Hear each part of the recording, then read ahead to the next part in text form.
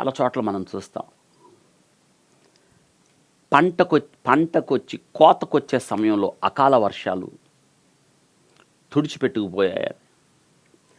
రైతు నష్టపోయాడు అని, రైతు ఆత్మహత్య చేసుకున్నాడు అని చాలా వింటూ ఉంటాం. ఇటువంటి విన్నప్పుడు చాలా దుఃఖకరమైన పరిస్థితి మనం చూస్తాం. ఆ రైతు అక్కడే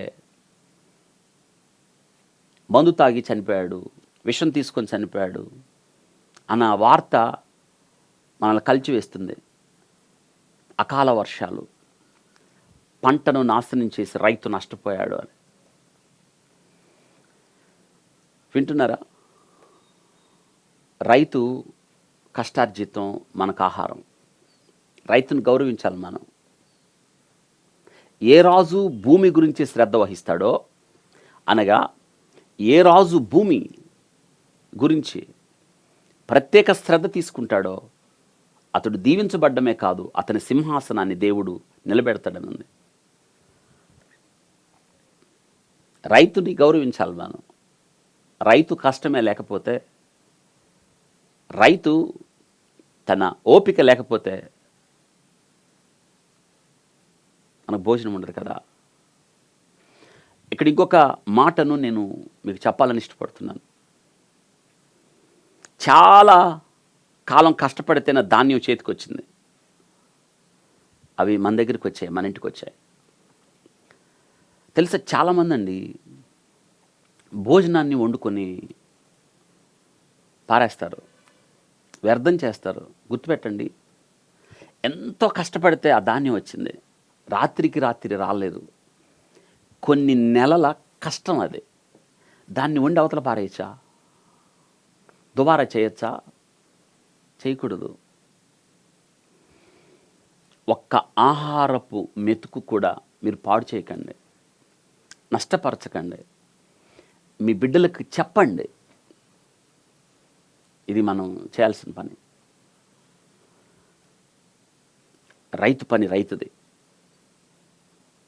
రైతు దేశానికి వెన్నెముక అని చిన్నప్పుడు చదువుకున్న ఆ స్లోగన్ గుర్తొస్తుంది. రైతు దేశానికి భోజనం పెట్టేవాడు. చిన్నప్పుడు రైతు కర్షకుడు, రైతు దాని మీద డిబేట్ జరిగినప్పుడు నేను ఆ డిబేట్లో మాట్లాడాను. నాకు బాగా గుర్తు, 9వ తరగతిలో. రైతు ఎంత కష్టపడతాడు. రైతు పంట పండిస్తున్నాడంటే మనం ఏమనుకుంటామంట, ఆయన పొలం ఆయన పండించుకుంటున్నాడు కాదు, దేశానికి ఆహారం సిద్ధం చేస్తున్నాడు. వింటున్నారా? దుబారా చేయకండి. నేను తిన్న నా పెళ్ళిళ్ళలో కూడా అవసరమైంది కొంచెమే, కానీ ఎన్నెన్నో వండి అవతల పారవేయడం చాలా కష్టం అనిపిస్తుంది. అవి చూసినప్పుడు, దుబారా చేస్తున్నప్పుడు, నష్టం చేస్తున్నాడు. ఎందుకో తెలుసా? అవి లేక సతమతమైపోతున్న వాళ్ళు, ఆకలి తలమటించిపోతున్న వాళ్ళు ఎందరో. పాడు చేయకండి. యేసుక్రీస్తు ప్రభువారు ఒక మాట నేను చెప్పడానికి ఇష్టపడుతున్నాడు. భూమి మీద ఉన్నప్పుడు అరణ్యంలో ఆయన అనేక వేల మందిని పోషించాడు.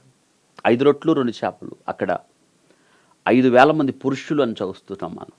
స్త్రీలు పిల్లలు కాక 20,000 మంది ఉండాలి వాళ్ళు. దాదాపు 15 నుండి 20,000 మంది బహుశా ఉండాలి. వారందరికీ సమృద్ధిగా వడ్డించిన తర్వాత ఇంకా చూడండి మిగిలాయి, మొక్కలు మిగిలాయి. వాటిని ప్రభు అన్నాడు, గంపలకెత్తండి అన్నాడు. 12 గంపలు. అవతల పారవేయండి అనలేదు. ఉపయోగపడతాయి.